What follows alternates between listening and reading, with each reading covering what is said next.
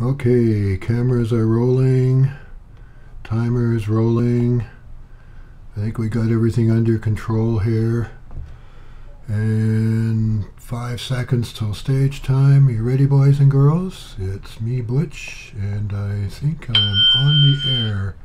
Here we go. Let's go to camera 4. Gee, it's working. How about that? Hi, boys and girls. It's me, Butch. My name is Terry David Silvercloud. I'm not native, just sounds that way. I'm 76 years old. I'm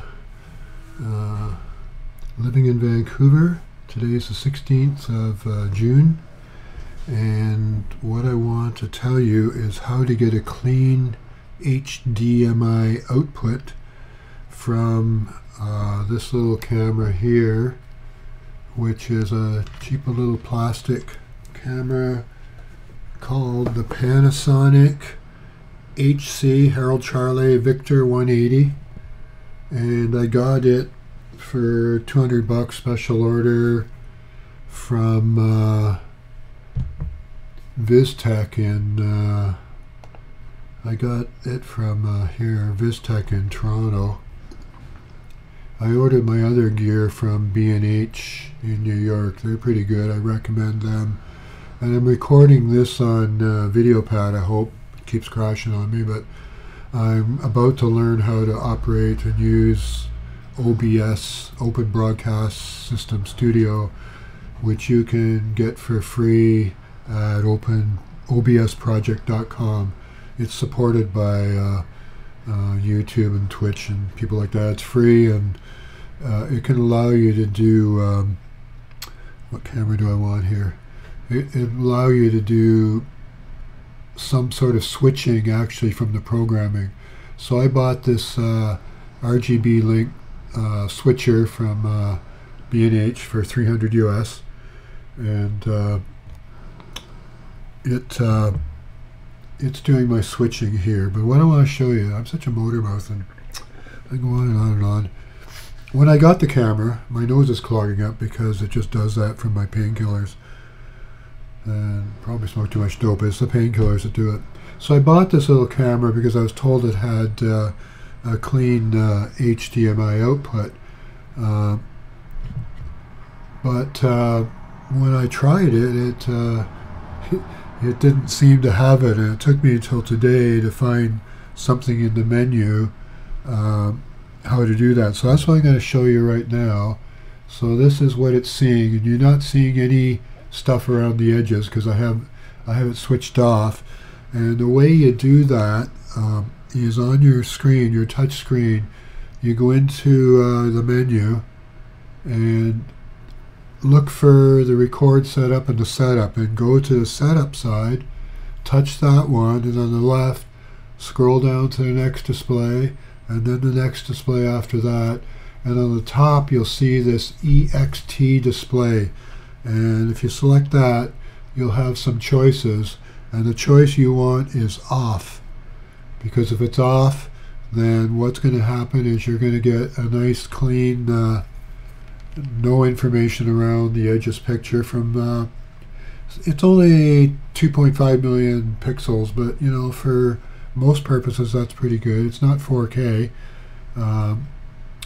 and I got that from where are we here? Like I say, I got my stuff from B&H. They're not paying me anything for them. I recommend them, and in Canada, viztech.ca. And the Open Broadcast System, to learn how to use it, and I'm working on it. This guy on How to Tech, his YouTube page will give you a pretty good detail on how to use this Open Broadcast System. So I basically think I've covered what I wanted to cover here, which was showing you how to get the clean HDMI output from this camera right here. And I'm using, for my cheap setup, I'm using the $300 US RGBLink SWITCHER, which is pretty much identical to the Feel World. So they're pretty identical at the same price. The lowest possible camera you're going to get is this 2QN4K which can be a microphone, it can be an audio recorder, has clean HDMI out, you can use it as a webcam. I got it from where did I get that one from? I got it from B&H Photo for $200 US, which when you paid all the duties was slightly less than what I would have got it from in Canada. So what happens if you, let's go back to, I don't know if this crashed yet, we'll find out.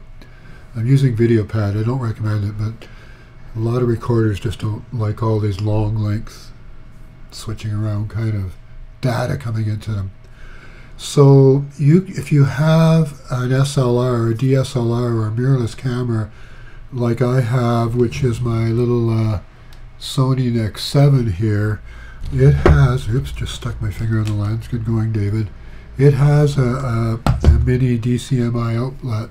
So I'm going to unplug this one and put it down here, try not to drop it. Remember they're plastic, it'll break really easily. I'd shoot myself if I did. So I've plugged into the Sony NX7 and you can see that it works just fine, except it's got all that information around the edge. So if you don't mind that, another way of reducing your costs to broadcast is simply to use a camera you already have. So what I gotta do is I'm gonna shut up, and hopefully we're up to 6 minutes. That's really long. I sort of showed you what gear I'm using, and I hope I showed you how to get a clean output from the Panasonic video camera. And most Panasonics will probably give it to you. You just got to look in your menu to turn off the exterior display. Turn it off, and that'll be it. So I'm going to reach over here. My mouse moves all over the place. I'm going to say bye from Butch. Now I got to go click down here. Click.